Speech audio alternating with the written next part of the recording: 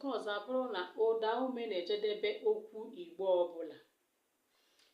Igbo abịa n'asụsụ Igbo, mgbochi ume adịghị ejedebe okpuru okwu n'asụsụ Igbo.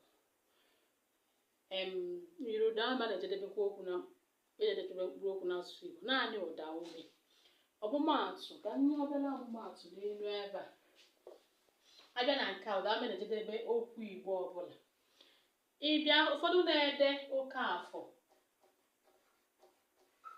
etinye arụ.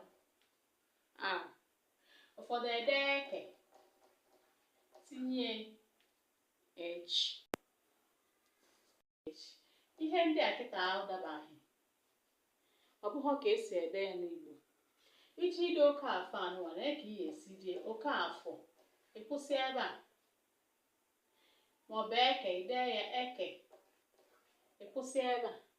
Maka na ọsọ naanị ụda ume na-ejedebe okwu n'asụsụ Igbo.